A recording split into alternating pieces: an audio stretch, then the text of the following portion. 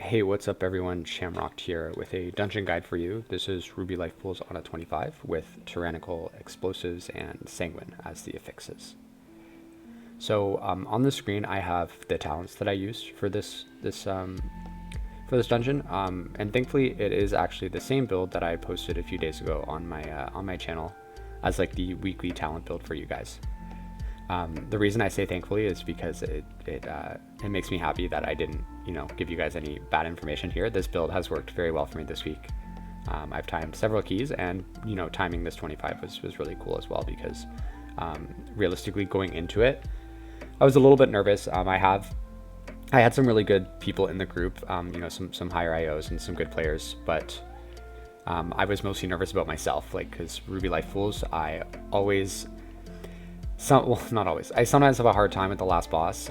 It can be really scary, depending on when the overlaps happen. If anybody gets hit by extra fire or anything like that. Like that fight can go downhill really quickly, and it's one of those dungeons, I would say, kind of like Halls of Valor, where the last boss is sort of the make it or break it. Like you can get to the last boss with 10 minutes left, and you still go downhill from there. So yeah, being able to time this was really cool, and this build definitely helped out.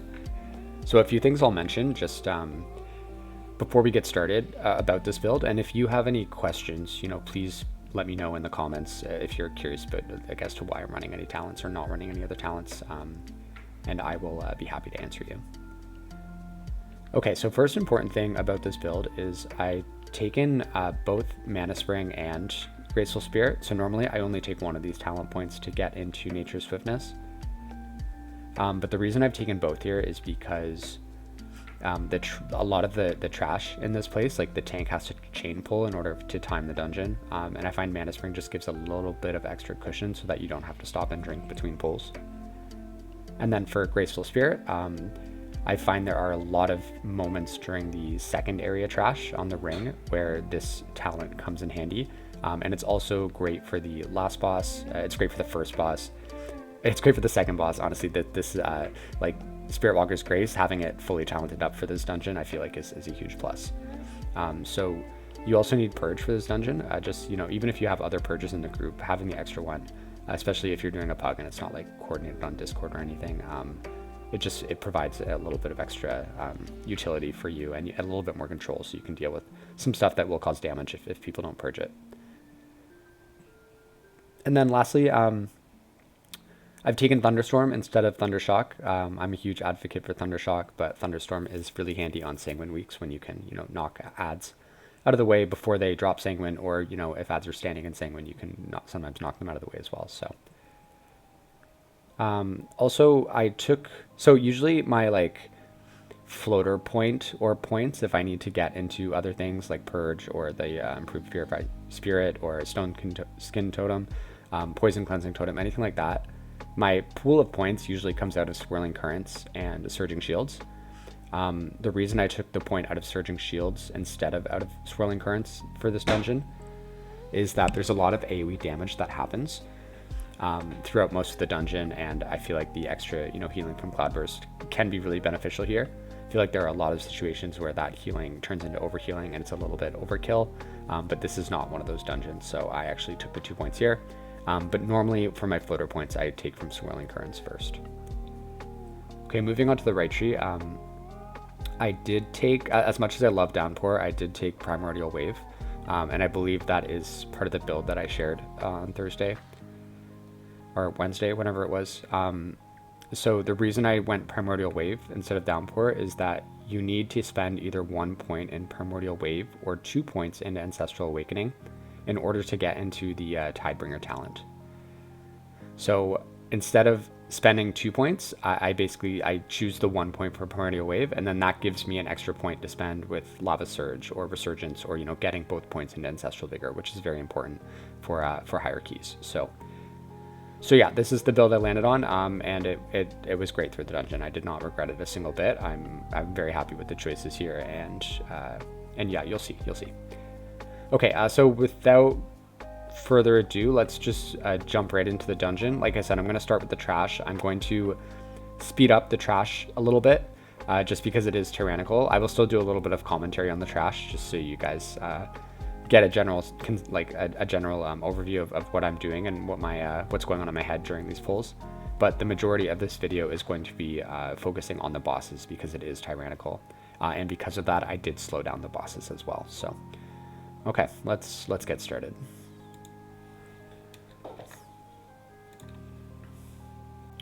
So you'll immediately notice that we lusted during this first pack. That is not what you're supposed to do on tyrannical weeks. So we had actually discussed before the dungeon started to lust for the first boss, but the mage just accidentally clicked it out of habit, which is, you know, not a huge deal. To be honest, it's kind of a big deal. Like I was a little bit shook. I was like, oh no, how are we supposed to do the first boss on a 25 tyrannical without lust? But it worked out, so it was okay. So for this trash, just really make sure you're watching your feet, the ground. You don't want to be standing in any of those circles because they will one-shot you, even on tyrannical weeks. Make sure that you are using capacitor totem to stun. You know, hopefully you can time stuns well. It's a little bit tricky this week with sanguine because you don't want to accidentally stun any of the mobs into a sanguine. But if you can use it to stun the tectonic slam, which does a big group-wide AoE on the that the earth shapers do, that is where you should be using that. I find on sanguine weeks, I usually use my capacitor totem towards the beginning of pulls, just to reduce the chance that I'm accidentally going to stun something into a sanguine.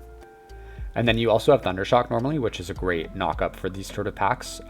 But because it's sanguine, I took Thunderstorm, which is the knockback, so I can't just, you know, use it as much as I want to. And also we have a mage for the knockback, so we have a lot of knockbacks here.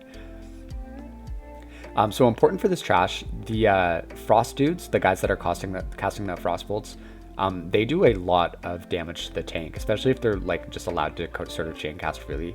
So make sure you're interrupting those when you can.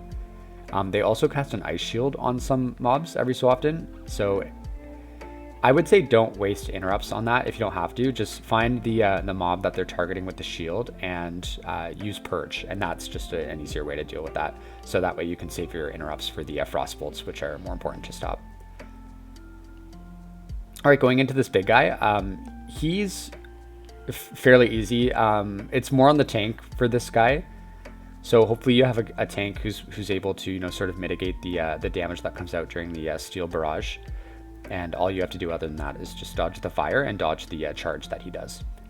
The only thing scary about this boss, I say on tyrannical weeks, is if you have a tank who needs a lot of healing here, it just means you're going to need to spend a lot of mana in order to keep them up. And you want to be able to go into this first boss with full mana. So if that is the case, just make sure you find time to sort of mention to your tank that you need a second to drink before the boss, because anything less than, I would say, like 75% mana going into this fight, unless you play it super clean and you know, have lust and all of your DPS, kill it really quickly. This can be a really tough fight on your mana. So going into this fight with full mana is what I would suggest if you're able to. Okay, you'll notice the video has now been slowed down, so we're just going to go through this boss mechanic by mechanic. So as soon as the boss gets pulled, I always get some damage in. I try to end on a a lava burst, so that I get the Master of the Elements buff. And then as soon as we move from these little frost bombs, I put a Master of the Elements buffed Healing Rain down and a Cloudburst down, and that's going to set me up for this Chill Storm. So if you happen to get unlucky and targeted with the first Chill Storm, that's a great spot to use Astral Shift and Spirit Walker's Grace. Also go into Spirit Wolf while you run out, and you're going to get the 20% DR if you stay in there for the 4 seconds. And then once you're out of that circle, you can, you know, start healing with your Graceful Spirit as you run back to the group. And because you had popped a Cloudburst and a Healing Rain, all of your healing should be nice and souped up. And then once the final burst of that Chill Storm goes off, you're going to pop your Cloudburst for the burst of healing. And you'll see I do the exact same thing here. So Cloudburst is down, Healing Rain was down, and now as we're running away from here, I just, you know, use my AoE heals, whether it be Chain Heal, Healing Surge if somebody is you know, lower than everybody else, and Primordial Wave as well. So one thing that you need to do for the Chill Storms, especially getting into higher keys, is you really want to make sure nobody is below like 80% health before that last burst of damage, because it does a huge chunk of damage the higher up you go. So if you have Lust, you'll normally only get 2 Chill Storms before the Whelps. Because we get 3, which is, you know, no big deal. It's just a little bit more healing I have to do. I was a little bit scared here, so I actually popped Nature's Swiftness with a Flow of the Tide buff chain healed, because I saw that there were 2 DPS who were kind of low, and I was nervous I wasn't going to be able to top them up for that last burst. Okay, going into this phase, I always use Stormkeeper for the first whelps, partnered with Ancestral Guidance, and usually just fire off some Chain Lightnings in time with the ticks of damage, and that will heal everybody up. Then just damage, if possible, damage to heal, like just keep casting Chain Lightning. If it's not possible and people are getting really low, just supplement healing instead via Chain Heal or Healing Surges. And that should, with Ancestral Guidance, that should be enough to keep everybody up without spending too much mana. Which is, once again, very important. You want to be able to conserve your mana for the end of the fight where people seem to run out of steam. Okay, and then you'll see pretty much like clockwork for these chill storms. Get a Cloudburst down, try to get a Healing Rain down if you can. If you can't, it's okay. Just make sure you're keeping everybody up above that 80% health threshold for that last tick of damage. That's really your main thing here. Also, unfortunately, because this boss hits the tank so hard with their cast and it's magic damage, so a lot of tanks aren't the best at mitigating it, you do need to pay a little bit extra attention to the tank. Make sure your Earth Shield is always on them, so they're taking that 6% damage reduction. And just make sure you're focusing them with Healing Surges when needed. They're also a great target for Chain Heal when buffed with High Tide.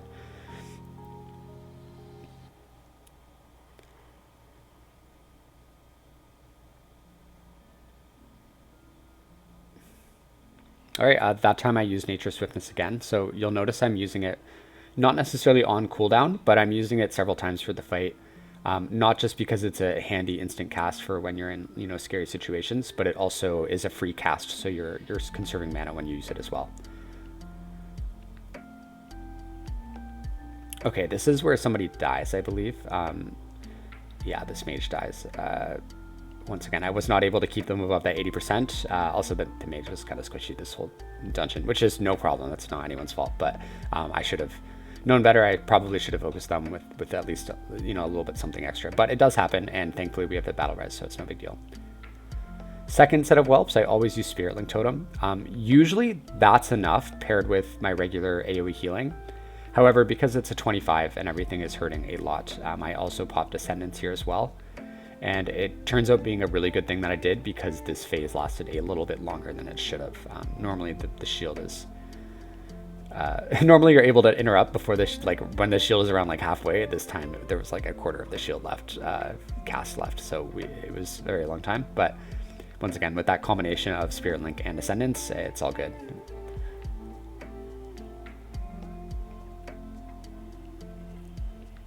Also important, make sure you're dispelling the tank as well when they get the chill debuff from the whelps, just because it does slow them down. So, and I think if they get to 7 stacks, they turn into a block of ice, or maybe it's 8 stacks, somewhere around there. So just make sure you're dispelling them if that gets a little bit higher.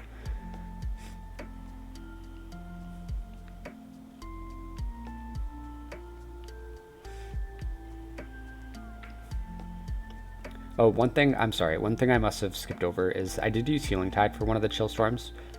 Healing Tide is a great cooldown if you're ever going into a chill storm and you don't have Cloudburst. Maybe you weren't able to really set up what you need to do in order to heal through it. Healing Tide is perfect here because it will sort of act as like a buffer and a cushion for you to be able to sort of top everybody up when you maybe don't have a lot of other ammo. So this part was really scary because we had an explosive go up during that chill storm, which is absolutely not ideal at all. Thankfully, we were all able to survive it. So yeah, good for us. It's good heals, good. Everybody's using the DR that they need to be using. So this was a pretty good group. Once again, this fight would normally be over by now. The reason it's not is because we did not have Lust, which once again, like I said, makes this a little bit scary, mostly for the fact that I'm really starting to run out of mana here at the end.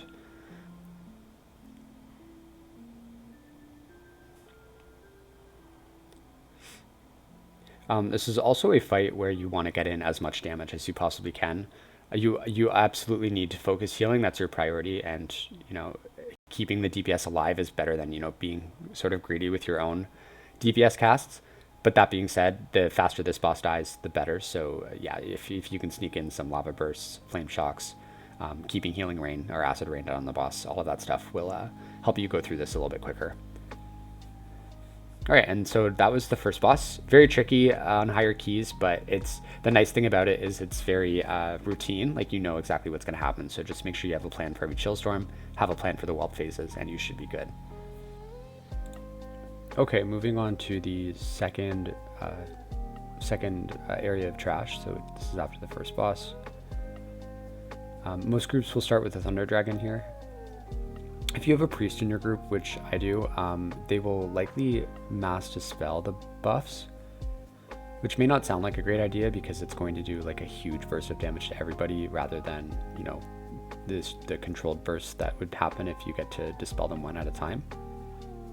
But all in all, it is a little, as long as nobody gets one shot, it is a little bit easier to heal just because you don't have to really focus on healing the person with the dot to ensure that they don't get killed by the burst.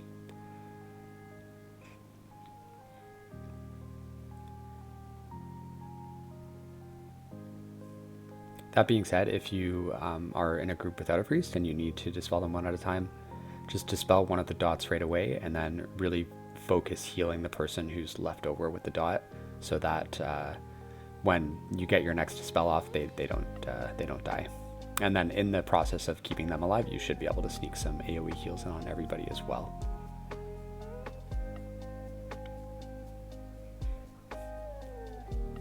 Okay, this first pack, most tanks will do a double pull here. So when the paths come around, the ones that are marked on the screen, the tank will normally pull those into the group. It may seem a little bit scary because there's so many of them, but it's really not that bad, especially since they've kind of nerfed this trash a bit. A long time ago, they nerfed it a long while back, but on non-fortified weeks, this pull should not be bad at all. So for these Inferno guys, I would say like one of your best friends is obviously a Flow of the Tides chain heal. Also be liberal with your cooldowns for this whole trash area. Like you can use probably at least one cooldown on every set of adds and still have everything you need when you get to the boss. Not only is it going to make it easier and, you know, it's going to keep people alive so that you don't wipe, it's also going to help conserve your mana if you can, you know, use cooldowns and then not have to spam chain heal as much.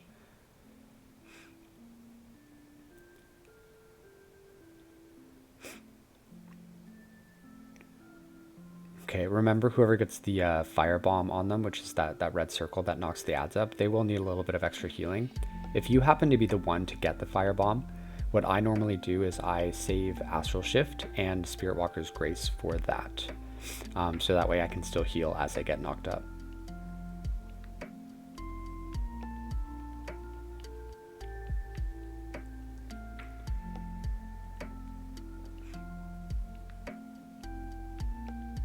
And you'll actually see I used it right there, and it was good too because the guy ended up exploding afterwards, so it was nice to be able to heal while I ran out of that. Okay, important, sneak in a drink every single time you can between these pulls, even if it's for like 5 seconds, even less than 5 seconds. Any little bit of mana will help because you, like I like going into each pack with around, you know, 30%. So as long as you have that, you should be good. So any little bit of mana drinking that you can do between pulls, especially if you end up having to wait for the dragon to pad away, that's a really good opportunity to stop and drink. Okay, for this pack, I used Slink that you saw there. Once again, like I said, it's pretty, just, you know, pick one of your cooldowns and use it depending on the situation. But you don't have to. It's just, like I said, it's going to make your life easier. And it also gives you a little bit of padding in case anything else happens that shouldn't happen. So for instance, this week with Explosive, if an explosive goes off, you're going to be you're not going to be as in as much danger if you're using a cooldown like Slink. Also because of Sanguine, what can really suck on this dungeon is if the big guy gets stuck in the Sanguine while he's casting, because that will probably net you a couple more Infernos that you'll have to deal with before he dies.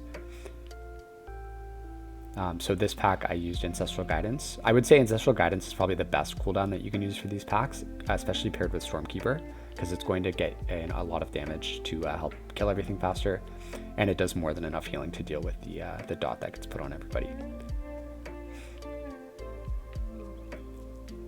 What you could do now as well, especially on fortified weeks with the person who gets targeted with the firebomb, Since Earth Shield now gives a damage reduction, that's a great target to kind of just throw Earth Shield on if you have the global to spare and are worried that they're going to die or take a lot of damage or whatever, because that will help mitigate it a little bit and just give you a little bit more time to heal them up. And throughout all of this, try to interrupt the Cinder Weavers as much as you can. If you see they get the Burning Rush or whatever it is, Burning Ambition buff on them, you can purge that off. However, because there's explosives and healing and all this stuff, it may be a little bit tricky to, focus on that as well. So at the very least, just try to get some interrupts in. And hopefully your group is helping out with that as well.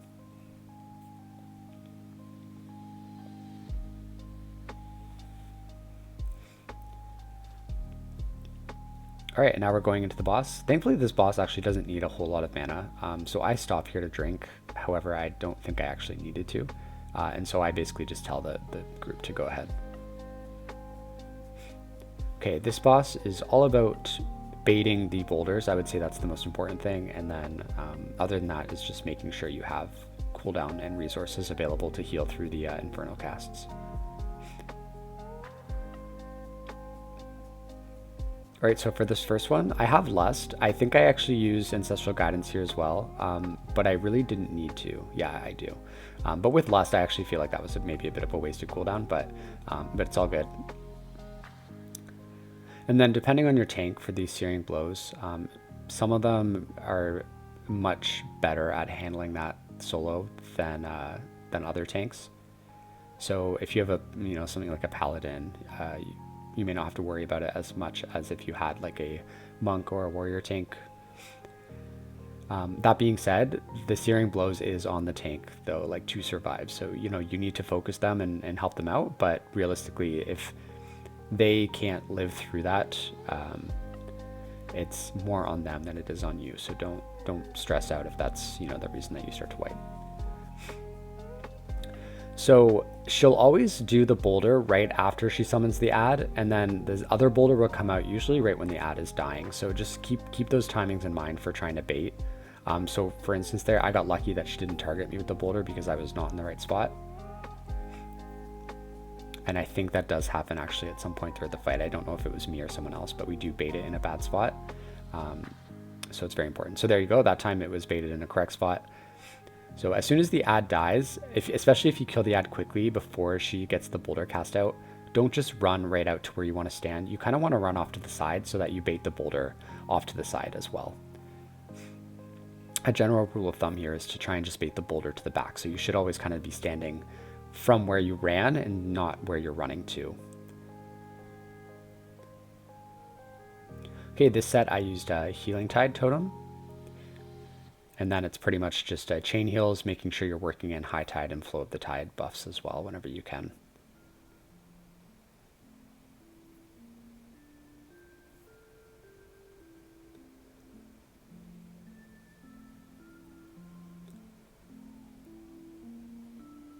Okay, if you ever get stuck like this, don't worry about it. You can definitely run through the fire as long as you're not standing in it for more than a second or two. It's just really important to get back to, if you do get split up, it's very important to get back to your group as soon as possible so that you don't bait the ad in a bad spot, which actually does happen later in the fight. So it's nice we'll get to show you a good example of when that can happen. All right, baiting the boulder. Well, this time I use Spirit Link Totem, and then once again, just chain heals buffed with Flow of the Tides. Healing Surge if somebody gets really low. And then if you need to focus the tank, that's a good target for Healing Surge as well. Okay, ad's about to die, so I know she's about to do another boulder, so I'm baiting off to the side here. Okay, so it wasn't me. Somebody else sort of baited that in not the greatest spot, but it's okay. If you have a good tank, you'll work around it. The best thing to do is to run, if you bait badly, is to run past and just keep going. That being said, if anybody kind of straggles or gets left behind, this can happen, and this is probably one of the worst things that can happen on this boss. So I believe I used 2 cooldowns here. So I used both Ascendance, and then I believe I used Ancestral Guidance as well. Just because in a rocky situation like this, you want everybody to be topped up in case anything else goes funky. So that was just me being a little bit extra cautious. I probably didn't have to, but you know, just in case. I was also worried that somebody may, you know, take some damage from standing in the fire if they had to run across or something like that. Okay, so thankfully that didn't wipe us or anything. We were able to regroup and recover. And now I'm looking at my cooldown bar, and I don't really have anything for this next one. So if I'm playing smart, I should hopefully use Astral Shift for a defensive. And then, yeah, which I did. And then just kind of go with your regular AoE heals. You'll see I baited the boulder in a terrible spot that time. And the reason is because I was probably thinking in my brain, what am I going to use for this cooldown set, because I don't have anything. So just, you know, make sure you're always cognizant of where you're standing so that doesn't happen to you. Like right now, I know that the ad's about to die, so I'm baiting the boulder off to the side. Thankfully, the boss is almost dead here, so this bad bait didn't really affect us that much, and everybody was able to catch up. Once you get the boss to around 10%, you can probably just ignore the ad. You're still possibly going to have to heal through an Inferno cast, but you should just be focusing the boss.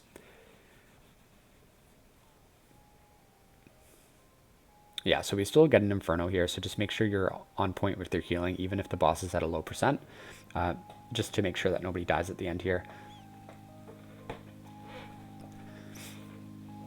And there you go. So this boss used to be a lot harder before they nerfed the periodic damage that the dot does a month ago or so. That being said, it's still a tricky boss. It's mostly, I would say, about movement and making sure that you're baiting those boulders in the correct spot.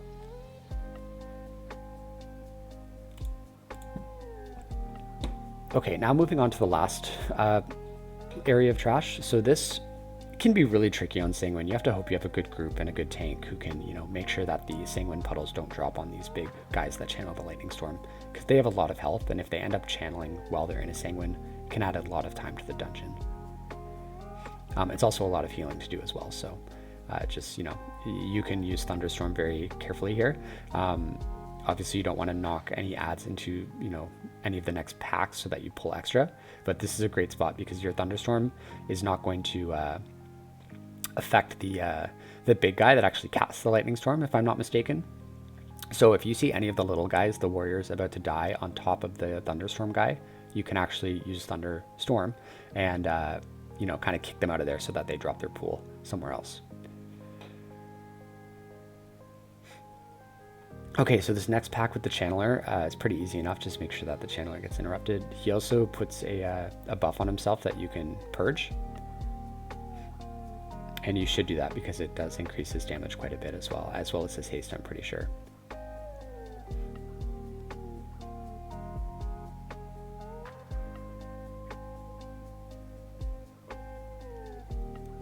Okay, this next pack can be a little bit tricky because you have the Channeler as well as, like, you have the Flame Channeler and the Tempest Channeler, meaning you're going to be getting the lightning storms that the guy does, and you're still going to have to watch for interrupts as well. And on top of all that, you also have Explosive this week, so it's just a pretty crazy combo for this pack, honestly. But just make sure you're being preemptive for each of the Thunderstorm channels.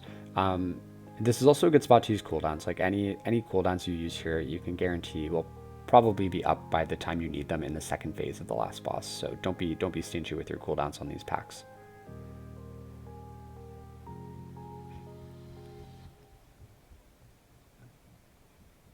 And the little tornado guys, if you can target them and purge the shield off of them, that's great. But if you can't, don't worry about it. They will get cleaved down. Okay, so for this last pack, this pack can be tricky. Something that you really need to be careful of is the little thunder, like the little tornado guys that have the shield. When the big guy here casts the Tempest Storm shield, he basically siphons all of the shield out of the adds that are around him and then uses that as his shield, which I actually learned this week, which is crazy because I've done this dungeon so many times, but I didn't realize that's how it worked. So with this pack, you should make sure you're purging those little tornado guys as soon as you possibly can. because if the big ad casts the Tempest Storm Shield and all of the guys have their full shield up, and if any of the packs on the side get pulled and also get their shield siphoned, you probably won't have the DPS to get through that shield, and then it's going to wipe the group. And once again, this guy getting stuck in Sanguine can also add a lot of time to your dungeon, so just make sure you're aware of that and use your own Thunderstorm knockback where needed if possible. But hopefully you have a tank who's just good at kiting it away. Okay, you'll notice the video has slowed down again now, and that's because we're just about to start the final boss here. So if you're really pressed for time going into this last boss, you don't need a whole lot of mana. That being said, it's nice to have room to work with, especially because you don't want to be worrying about mana on this fight. So if you do have the time, I would definitely advise asking your tank for a second to just drink and replenish your mana.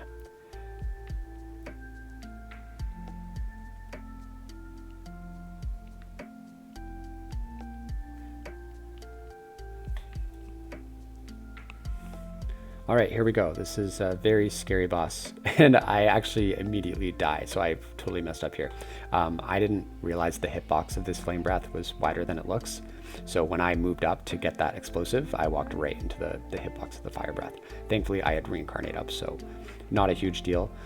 That being said, you want to ideally save Reincarnate for the second phase, because it is somewhat likely that you may die. So we're not off to a great start.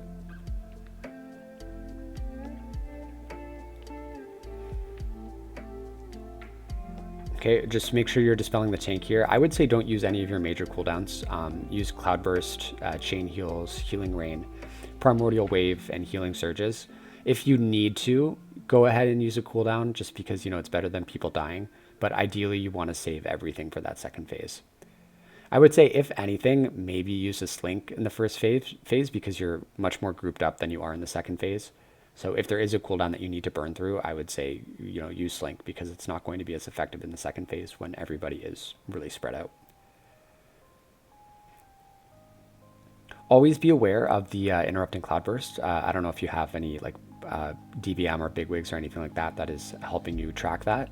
I track it by the audio line that he does.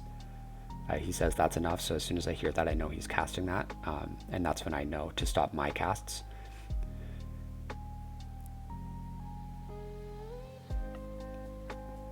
It also helps, we had this tank who had a weak aura that was telling us where the next wind was going to go.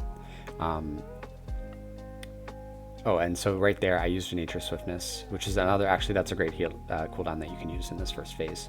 Either to heal somebody up during the interrupting Cloudburst where you can't cast, or if the Flame Spit is just, knocking someone down a little bit faster, then you can heal them. I think we have another death here. Yeah, this Druid dies right here because he just gets crushed by that. Thankfully, we have a B-res for him. He almost took it and then got destroyed by the interrupting Cloudburst, so we got a bit lucky there that he didn't. And then sometimes you'll have players who do really awesome plays. I think the next Flame Spit targets the mage and he ice blocks it before it even hits him, so that's good because it allows you some time to catch up. It gives you some time to put some damage in. Yeah, so mage just ice blocked there. That's great. Also, you should be targeting the dragon as much as you possibly can, getting in some DPS. But if it flies away and you can't target it, just switch to Erkhart, because getting in any damage at all on either of them is better than not doing it, especially if the key comes down to some final seconds in the last when you're finishing it off.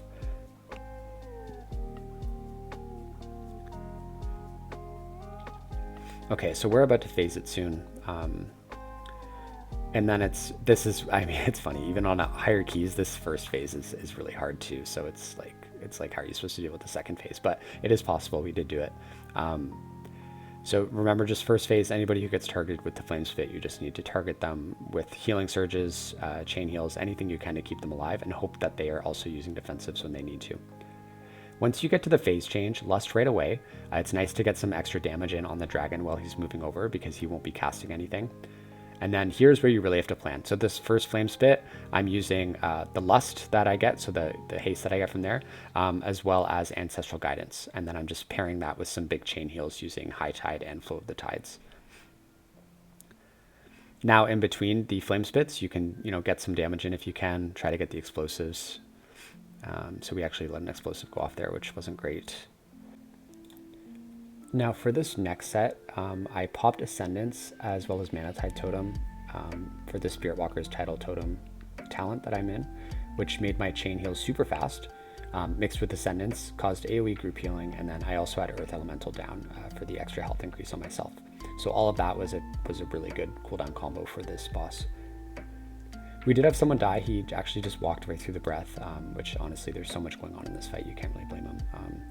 So he died. I was able to clear my Thundering debuff with his corpse, but then somebody else also had a Thundering debuff, and they were really far away, so the priest gripped them to clear the debuff, but they accidentally gripped them into fire, so they ended up dying. So that was kind of like a lesser of two evils. I think the priest made the right choice there, because otherwise we would have been, or some people would have been stunned. But that's okay. The dragon died there right away as well, so it just means we're doing this last part without a DPS. You can actually do this last part with only a tank and a healer. That's actually how I timed my 24 when I did it. It just means you need a lot more time. So because we only have 40 seconds, thankfully, we only lost 1 DPS, because I think if we had lost 2, we probably would not have been able to time this. And for this last little bit, you're basically home free here. You just need to make sure that you're dispelling the tank, and that you are not getting hit by the flame puddles on the ground if they're blowing past you.